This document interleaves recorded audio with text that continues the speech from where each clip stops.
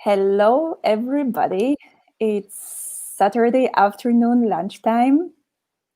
Magda Connects is landing today, I think, in France with Annalisa De Cia. I thank you so much, Annalisa, for... You're very welcome. Thank you for dedicating your time to Magda Connects and all people who are going to join us, and people from any country of this world. And Annalisa, you are a very unique, extraordinary person because you look into the sky like nobody of us does. And you look at the sky with different eyes, through a different perspective. And I would like to start this interview with a question like, who are you? And why do you do what you do? Well, thanks, Magda, for inviting me. It's fun being here today, speaking with you. So, who am I? Well, it's not a simple question, but I'm Annalisa. I'm an astrophysicist. I'm a mother. I'm many things, I guess, or I'd like to be many things. But mostly, I guess I'm an astrophysicist and I'm a scientist.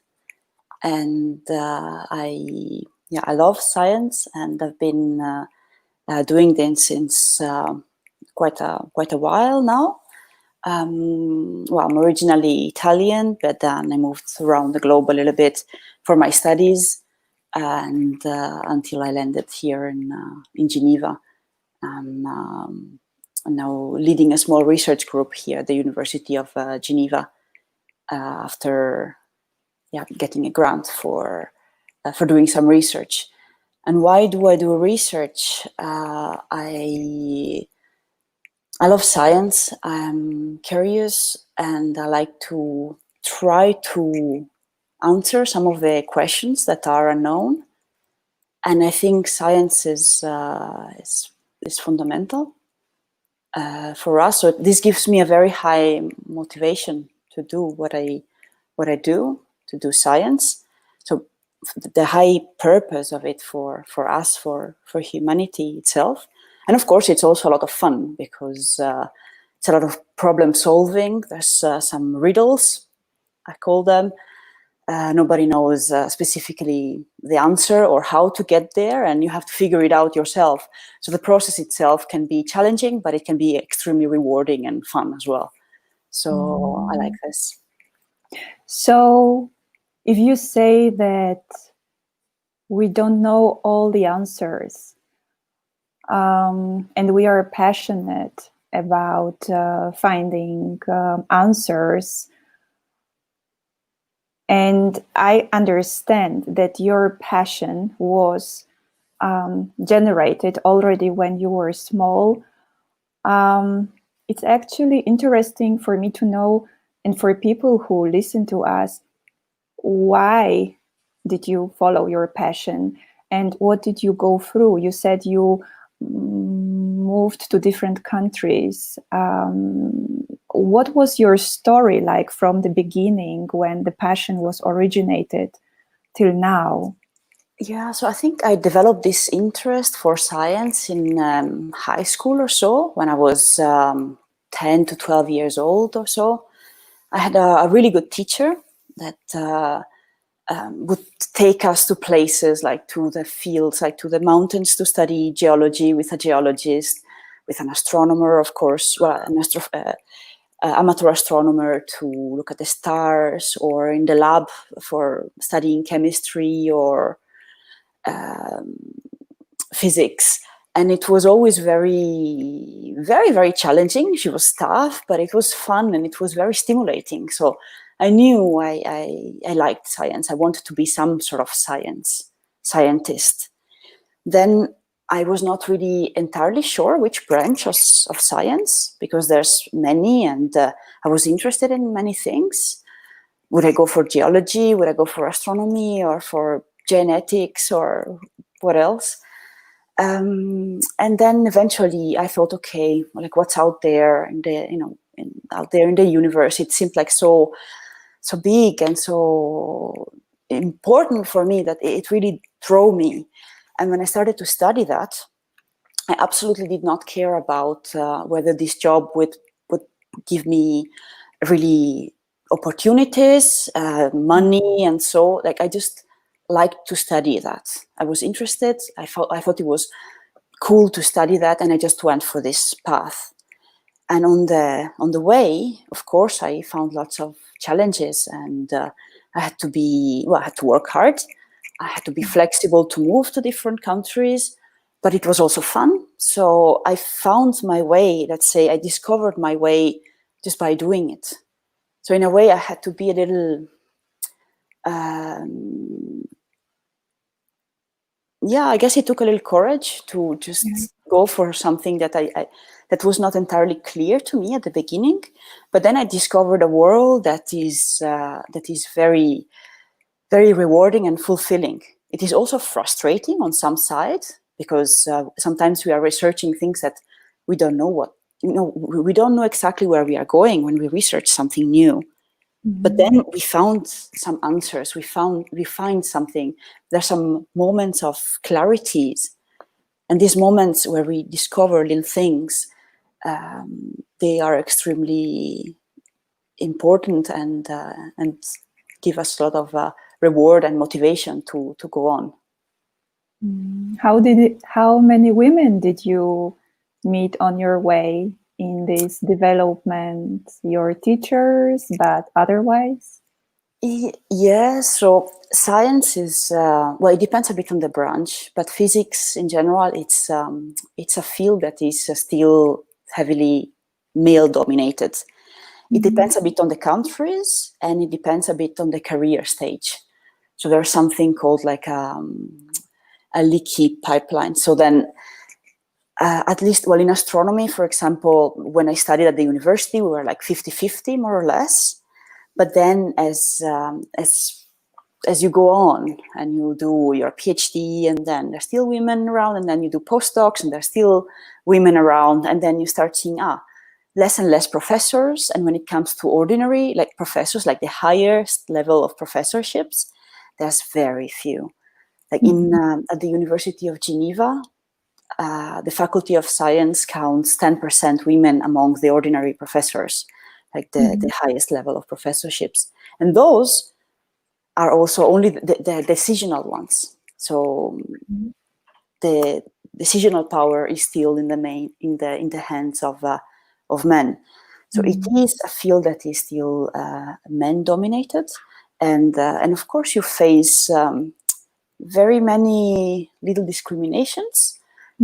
Sometimes you don't even look at them, you don't even think about them, but then still they are there. For example, in seminars, sometimes there's a really, especially when it's hot topics and people are really like discussing things with animously.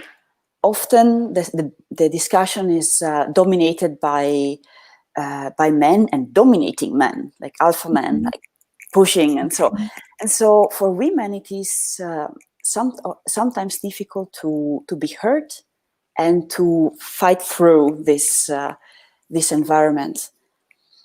So there are ways, and it is improving.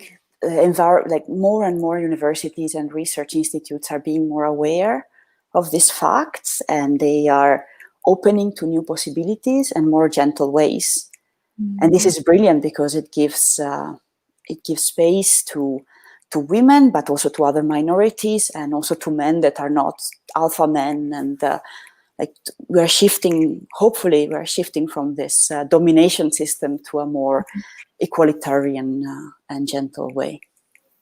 So how did you handle current situation with COVID? You've mentioned you have a small daughter and you're working. How was it for you the last weeks of work? And So well, on one hand, I felt nevertheless lucky because I mean, the situation was extremely critical for a large fraction of the world, and I felt lucky because after all, I could keep my job, and it was a privileged confinement.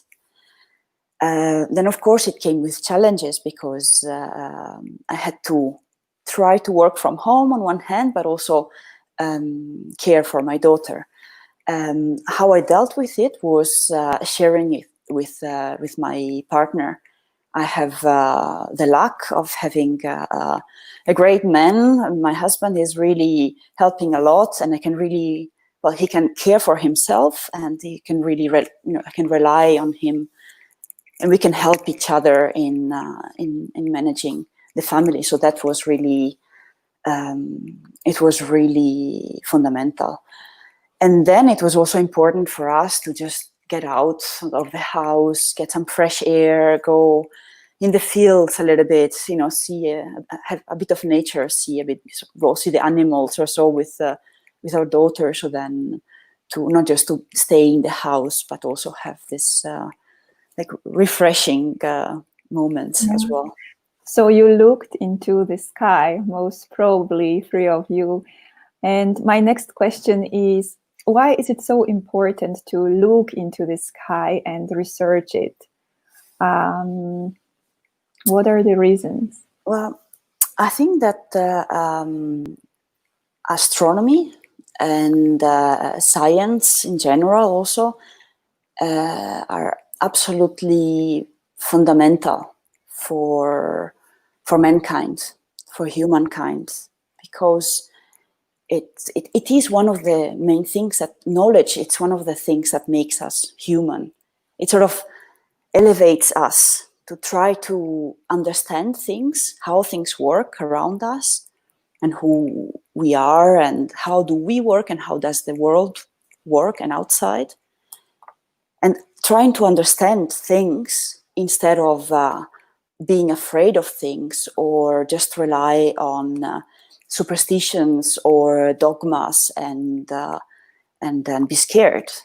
Like without astronomy, we would still be looking at the sun or like a moon. We would be scared of a simple lunar eclipse. Well, nowadays we can easily predict it and we can enjoy it, and we don't need to think that it's an event that brings unluck upon us, and we should do some sort of sacrifice because of that. So science has this very important role of making us aware and giving us the tools to try to understand things, and getting more distance perhaps from superstition or fake news. Like there are critical thinking and the tools to try to understand and to have this capability or this curiosity to try to really understand things. And this is something that anyone in principle can do, regardless of the money and the cultural background.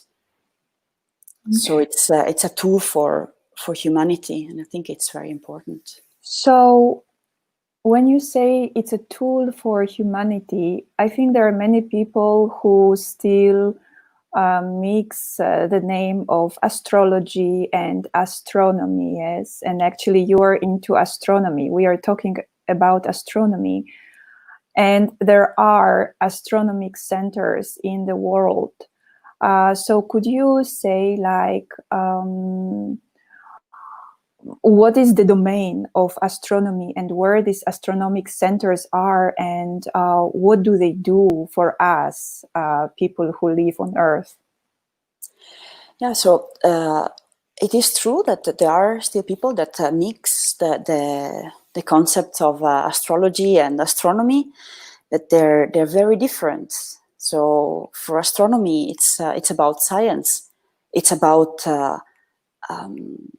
observing the sky and using the laws of physics to try to answer some questions that are open.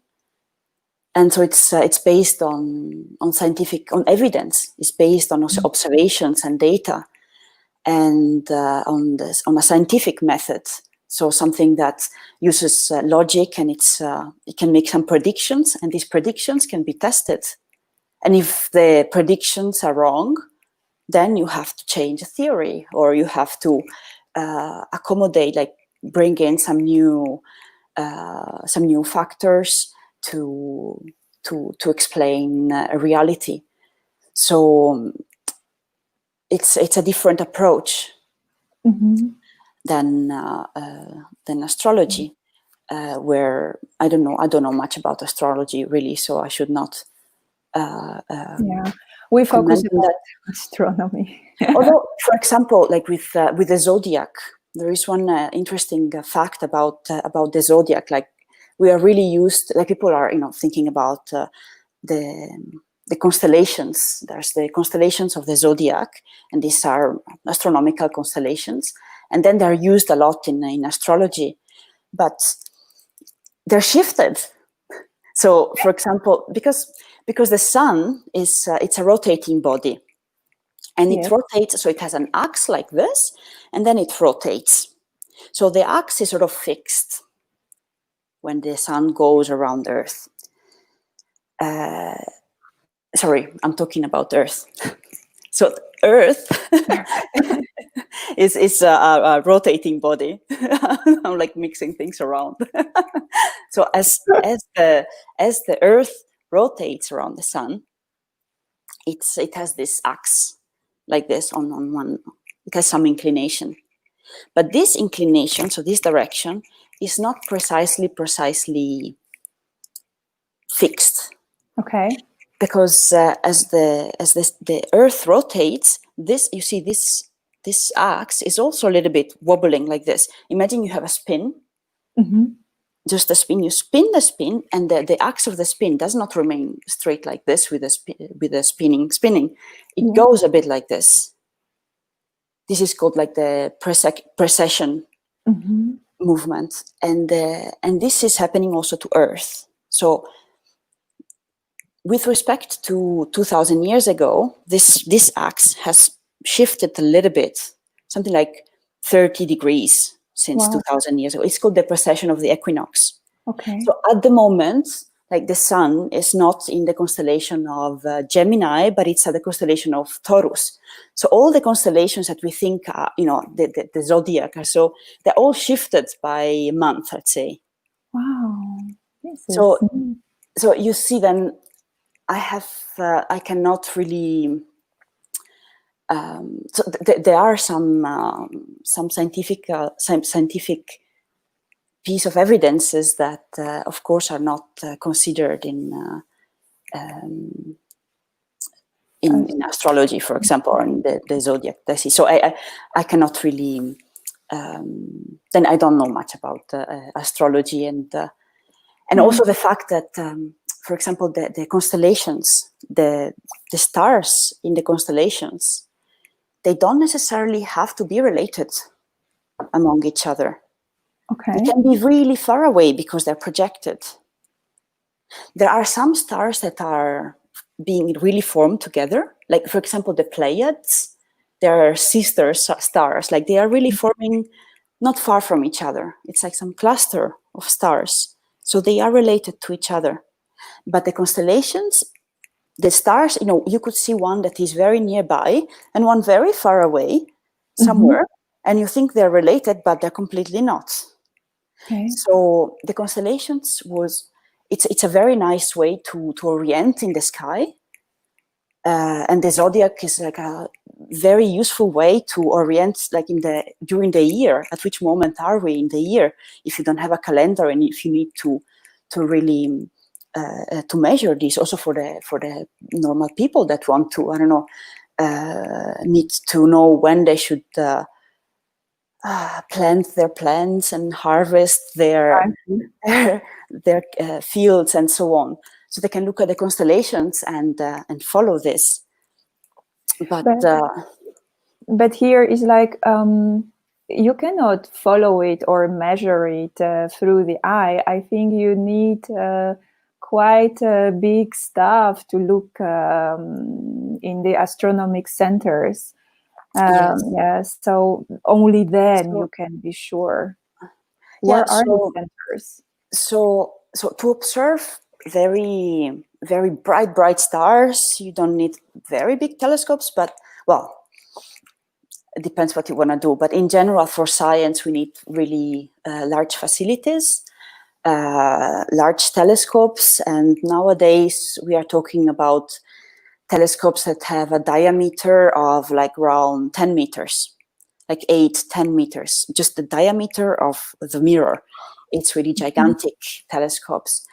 And these are typically in places that have that are dark, that are dry, normally high in altitude, sometimes in deserts. So there's a very low level of humidity, and they're Mhm. above the level of the cloud formation. Wow. And there are in some islands. Well, there's lots of observatories in Chile, Mhm. American and European observatories. There's observatories in Hawaii and Canary Islands, places like this. I'm very familiar with the Very Large Telescope. This is European observatory. It's from the European European Research Organization, and it's 4 telescopes in the Atacama Desert, and each one has a diameter of 8.2 meters. It's an absolutely fantastic facility, and it's at the forefront of what we are doing now. From the Mhm. ground, of course, there's orbiting telescopes, like the Hubble Space Telescope, for example. And now they're building even bigger telescopes. For example, the extremely large telescope. This one will be not far from the Very Large Telescope Mhm. in Chile, in the Atacama Desert. And the diameter of this mirror will be something like 40 meters. Oh my God. It's gigantic, and because it's so big, in fact, it's going to be a mosaic of very many little mirrors. So, where are all these mirrors being produced? Is there any center in the Uh, world? so these are European telescopes. So every piece of the telescope is mostly produced within Europe. Mhm. So they're produced in Europe, and then they are shipped to Chile and built there. Mhm. And actually, the picture you shared with us for this event comes from Mhm. Chile. You did a picture of Mhm. Yes. it's amazing. How did you do this? So I was in Chile in 2013. Well, I was there many times, but this time was, I think it was July 2013. And I was there to observe. I was at the observatory of La Cia, also from ESO, like the European Southern Observatory. And I was there to observe for a larger collaboration.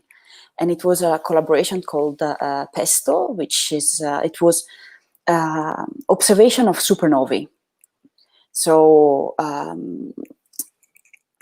supernova, it's an exploding star. It can be of different types, and for example, if a star is maybe more massive than, let's say, 8 times the sun, it can explode when it dies, and then with this explosion, it can create a number of chemical elements, and this explosion itself can be very bright.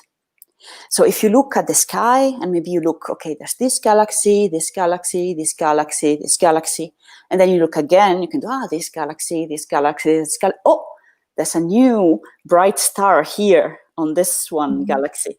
And so by comparing old images to the new ones, people can discover supernovae. And this happened, there was one of these supernovae when I was there, and it was relatively, it was nearby, and it was in this beautiful galaxy. And we were there and we were excited about observing this one. And it was a little bit frustrating at the beginning because we were taking images, spectra really, so taking the light and decomposing the light in the different frequencies. And we were taking this spectra to study scientifically the supernova. So you could see you would take like a sort of a snapshot image of the whole area, just to see how bright was the supernova, and then take the spectra of the supernova. But it was a little bit frustrating because you couldn't really see the rest of the galaxy because the supernova was so bright, but we would expose only a little bit, just enough to get the supernova well observed. Because if we would expose for a longer time, then it would be all saturated and it wouldn't be so useful scientifically. But then comes the PI of the collaboration. It said, let's do a PR image of this supernova with this galaxy, and we are all like, yes. So then I took this beautiful image, which scientifically was not so useful because the images of the supernova itself are saturated, but it really shows the beautiful image of the galaxy and the location of the supernova. I think it's on the Wikipedia page now. I need to look into the credit goes to the PI is the head of the collaboration. So it was Stephen Smart. But I took it there. It was fun. I mean, I'm very delighted that you shared this picture with us because it's amazing, and you really take off when you look into the center of this picture. Actually, now I'm thinking, because this picture is so beautiful, and when I look at our lifestyle, for the last 9 weeks, we could see clear water in Venice, but actually, does our lifestyle, jetting, CO2 affect the astral and solar world? Is it getting worse? Do you see less? How does it look like? I didn't really understand the question. So when, for instance, we fly a lot, we use our cars, we produce lots of CO2. Does it have impact on the solar and astral picture up in the sky? Like here down on Earth, our waters are being affected. Is the sky up there also affected by our lifestyle? So I would say, indeed, it is a big problem that we have on Earth, environmental protection, because human activity is giving giving a strong impact on the environment, and scientists are showing it. Whatever we do is affecting our seas and our atmosphere, but then the upper layers of the atmosphere, then they're not so much affected. Well, there was this issue of the ozone layer. Yeah. Exactly, yes. Long ago, which sort of died out. Now it's not really discussed so much. I sort of fail to recall also really scientific evidence for the ozone hole. In fact, because like the atmosphere is not. I mean, it's a fluid, right? It's air. It's fluid, so it's not. It will move and it will readjust, and the oxygen layer would absorb the UV, and then make more ozone. So I don't know, but I'm not really an expert in this. I'm an astrophysicist, and it's not really my domain. What I can say is that above that, it's so things don't just leave our planet just like that. Indeed, if we want to send something on in orbit, it takes a lot of effort and money to take a rocket and just send it out because of the gravitational the gravitational force that keeps us here on Earth. So the sun has a way of sending things to us because the sun is a star. It's gas that where there's a nuclear burning inside. On the atmosphere, there's this photosphere, like the of the sun. On the surface of the sun, there's a lot of there's convection, and there's things that like there's solar winds, so particles, charged particles that are being spit out. And these, they can arrive to us. So the sun can have an influence on us. In fact, we see the aurora borealis. Yes. This is the influence of the sun on us, on the electric, through electric particles. So is it like the full moon, or the moon is also affecting us? And some people say they cannot sleep when there is full moon. So long ago, I asked myself, what is scientifically the influence of the moon to us? And I thought, well, okay, there is no magnetic influence of the moon on us, but there is, well, no either physical influence, gravitational influence. There is, because the moon is the cause of the tides. So the moon rotates around Earth, but the moon is not a perfect point, and Earth is not a perfect point. So in these gravitational dance that they do, because they're not perfect points, there is a secondary term of the gravitational potential. So it makes sort of an oscillation of this dance. And this oscillation makes the tides. Okay. But this oscillation is also on very big scales because it affects seas and especially oceans, like on large scales. If you have a lake, there is no tides on the lake. And if you have a glass of water, there is no tides on the water. So the gravitational effect on our, on a small scale, like a person scale, is it's negligible. What does have a strong influence is the light, because the moon reflects the light of the sun. So when it's new moon, there's no light that's come to us, and when there is full moon, there is a lot of light, so much light that we could go and hike outside. Yes. So people can go in a forest at a full moon and go out and do whatever, while when it's dark, you go out and you see how beautiful is the dark sky, if you're lucky enough. So it does make a big difference. And we are also biological organisms.